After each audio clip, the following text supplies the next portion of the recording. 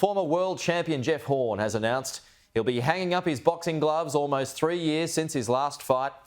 He'll now be dedicating his time and his energy to a new venture close to his heart. And he joins me live now with his wife, Joanna. Appreciate seeing you both on a very busy morning. Jeff, one of the great Queenslanders, you're hanging up the gloves. Surely it's too soon, though. You've got more fights left in you.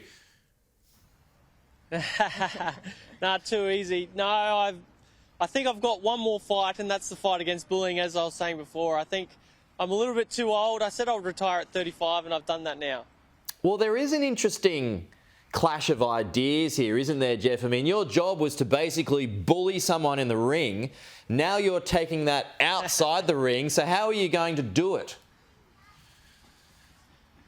Yeah, look, I wouldn't say I bully people in the ring. Yes, you might say that, but look, I was in there to win, and that's what I was. That was the goal, and that's what I did in there. But look, the new challenge now is to try and bully-proof the state, and we'll start here in Queensland, and with the help of the Premier, Anastasia, I hope that we can do that together, and we can get this in every school to bully-proof every teacher and every student. So what are you going to do, Jeff? You're just going to get out and talk to people? Yeah, look, I go out and I do my How to Become a Champion talk at the schools, but we've developed a program where we teach the teachers of how to then train the students of how to conflict management, so that they know what to do if they're in a verbal bullying situation or a physical one. Joanna, how do you feel about the decision? Oh, listen, it's great. To be honest, it's a lot of I feel like I can finally breathe again, and so it's been a long time coming, and I'm glad that he's finally made that decision, and we've got a new thing ahead of us now. When you say you can finally breathe again, does that mean you were so concerned whenever he would get into the ring?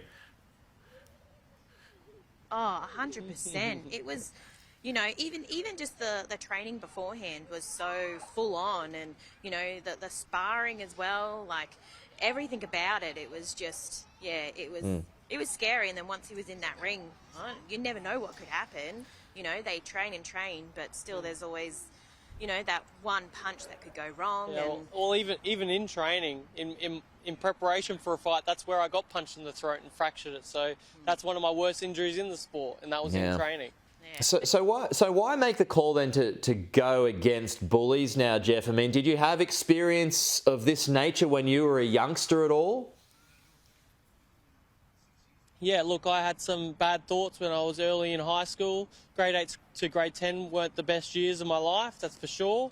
And I know a lot of kids are going through it now, and they need help. They need strategies of how and who they can talk to, and they need to be able to handle that situation better. And the program that we deliver is a program that gives them those skills to manage that conflict. So how do they handle it then? What's some advice that you could give on the air right now? Look, just an agree and disarm technique if you're getting verbally bullied. So just agreeing with that bully, like they might say you're fat, and then you might go, yeah, well, I could lose a little bit of weight. I wish I was as skinny as you. And that just takes all the fuel out of that bully, and they go, oh, well, that wasn't very fun. I'm not going to do that again. How do you teach a youngster to do that, though, to think kind of outside that box when something so personal and offensive is in your face?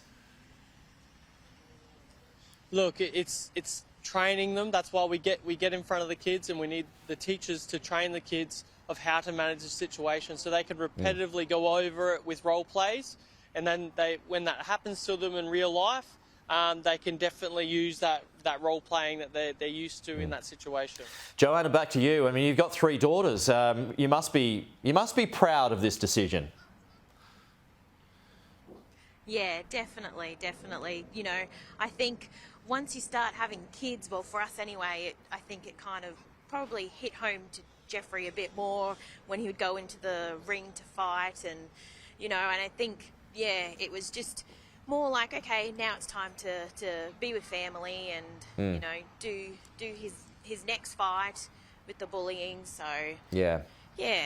And to try and create a better world and a safer world too, Jeff. I feel like it's only fitting that you're standing in front of the great Wally Lewis there, one of the other great Queenslanders. Now that you reflect back on your career, what's the highlight? What was the pinnacle for you? Look, 100%. I guess it's a dead giveaway where the highlight was, because I'm at Suncorp Stadium right now, and that's where I had my biggest victory against Pacquiao, and that's definitely the highlight of my career, is when they announced NU, and gives me chills even saying it now, and it brings me back to that moment in front of 50,000 plus spectators here and millions watching around the world. Well, congratulations on a really wonderful career, and again, a great Queenslander. Well done, first of all, on the career, but also this next fight that you're taking. A very noble cause, and one definitely worth pursuing. And Joanna, appreciate your time this morning as well.